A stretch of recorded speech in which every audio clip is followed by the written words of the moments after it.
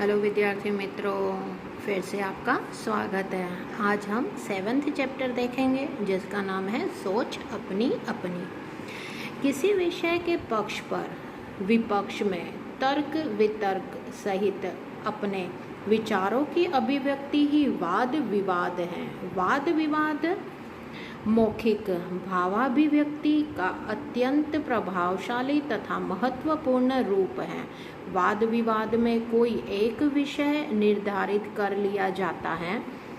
कुछ विद्यार्थी उस विषय के पक्ष में तथा कुछ विपक्ष में अपने अपने तर्क इकट्ठे करके कार्यक्रम के दिन श्रोताओं के सामने प्रस्तुत करते हैं। एक वक्ता पक्ष में अपने विचार रखता है तो दूसरा वक्ता विपक्ष में। इस प्रकार वक्ताओं को अपनी बात की पुष्टि तथा विपक्षी के कथन के खंडन का अवसर मिलता है। नीचे दिए गए चित्रों को ध्यान से देखिए, फिर उन पर आधारित प्रश्नों पर कक्षा में वाद विवाद करवाइए। आपको वाद विवाद करना है। एक अगर कोई क्वेश्चन करता है तो दूसरा उसका विपक्ष करेगा, मतलब उससे उल्टा चलेगा। भाई यहाँ पर क्या क्या हमें प्रश्न दिया हुआ है, देखें। दोनों चित्रों में क्या अंतर है? बहुत सारा अंतर है। एक रोड का चित्र है और एक नदी का चित्र है। गांव तथा नगर के जीवन में क्या अंतर है और तुम्हें कौन सा रुचिकर लगता है और क्यों? ये गांव का चित्र है और ये है शहर का, मतलब नगर का। दोनों में बहुत अंतर है। उनकी रहनी ठहनी में और उनके हलन चलन में बहुत सारा फर्क होता है। क्यों? क्योंकि उनको अगर शहर में रहकर अगर गांव की तरह रहेंगे तो सब लोग उनको गवार कहेंगे। इसलिए आपको जहाँ रहना है वहाँ का वेश और वहीं की चलन आपको अपनानी पड़ेगी। उसके बाद क्या तालाब का जल पीने के लिए योग्य है? क्या तालाब में जो जल होता है क्या वो पीने के लिए योग्य है? अगर वो जल साफ सुथरा है तो हाँ, और नहीं है तो ना। यदि नहीं तो क्यों? ठीक है, वो साफ सुथरा नहीं है, लोग उसमें कपड़े धो रहे हैं, लोग उधर नहा रहे हैं, लोग वहाँ पर अपने कोई भी कार्य कर रहे हैं, तो वो तालाब का जल हमें पीने योग्य नहीं रहता है, इसीलिए नहीं। उसके बाद नीचे दिए हुए मुद्दों के आधार पर विज्ञान वरदान या अभिशाप इस विषय के एक पक्ष पर अपने विचार कारण सहित प्रस्तुत कीजिए। ये जो है वो पॉइंट दिए हुए हैं, ठीक है। प्रदूषण, बिजली, अंतरिक्ष की खोज, डॉक्टरी सुविधा, दूरभाष, कंप्यूटर, परमाणु बम, पिस्तौल और यातायात, ग्लोबल वार्मिंग। इस तरह से हमें एक पॉइंट दिया गया है जिसमें हमें विज्ञान वरदान या अभिशाप उस पर पक्ष पर अपने विचार प्रस्तुत करने हैं। ये मैं आप लोगों को लिखकर बता दूंगी कि किस तरह से आपको ये विपक्ष और पक्ष का अभिशाप है या विज्ञान वरदान है या अभिशाप, उसके बारे में आपको पता चल जाएगा। आगे देखें,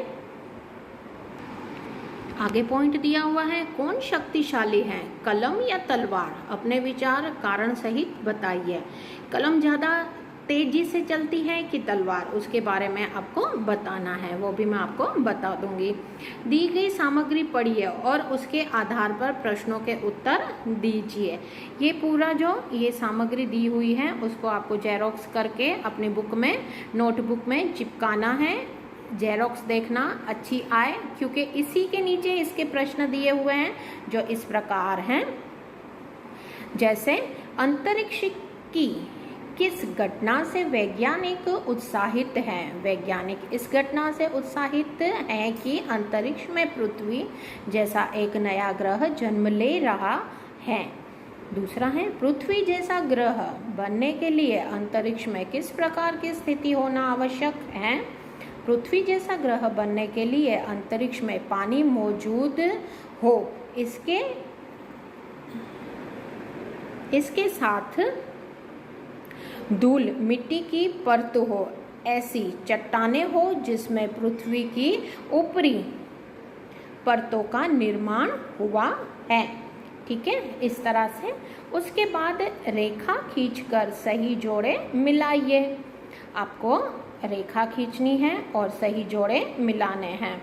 देखिए 424 प्रकाश वर्ष, तो उसका क्या आएगा, नए ग्रह की उम्र, ठीक है।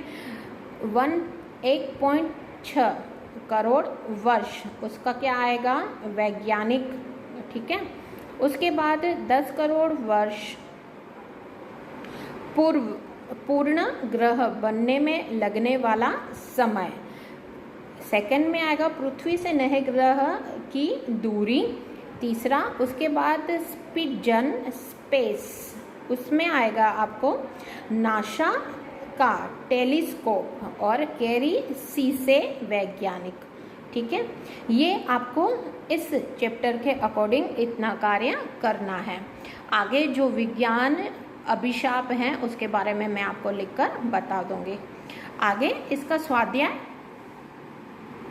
देखिए, यहाँ पर आपको उपसर्ग लगाकर शब्द पूर्ण लिखिए। भिन्न विभिन्न, ये क्या है, वी क्या आया यहाँ से, उपसर्ग।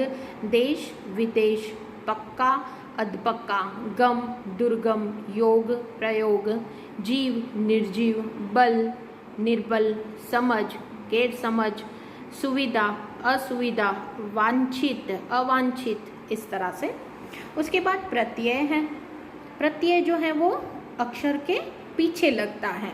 उपसर्ग जो है वो क्या है, अक्षर के या शब्द के आगे लगता है। देश तो वी लगा देंगे तो उपसर्ग हो जाएगा, वैसे ही इक इत, ठीक है। उदाहरण के आधार पर प्रत्यय लगाकर शब्द पुनः लिखिए। ये ब्रैकेट में दिए हुए हैं, जैसे उदाहरण नियम प्लस इत, नियमित।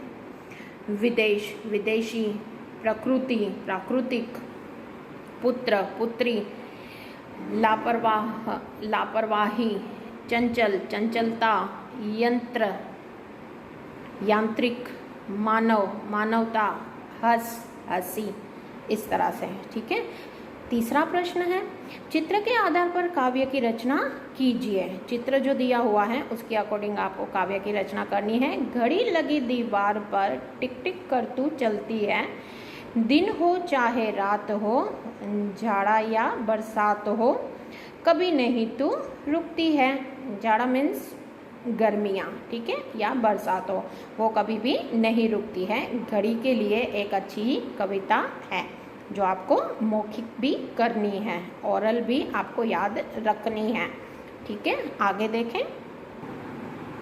चौथा है, देश की उन्नति विकास एवं रक्षा के लिए आप क्या बनना चाहेंगे, किसान या सैनिक, कारण सहित अपने मित्र को पत्र द्वारा बताइए। ये पत्र मैं आपको लिखकर भेज दूंगी PDF के द्वारा। आपको ये प्रश्न का आंसर इस प्रकार लिखना है, ठीक है विद्यार्थी मित्रों। भाषा सज्जता 6 चैप्टर के बाद और 7 चैप्टर के बाद में एक साथ आपको भाषा सज्जता दोनों समझा दूंगी, फिर आप अच्छे से अपने नोटबुक में लिख लीजिएगा। मुझे आशा है आज का वीडियो आपको अच्छे से समझ में आया होगा। थैंक यू विद्यार्थी मित्रों।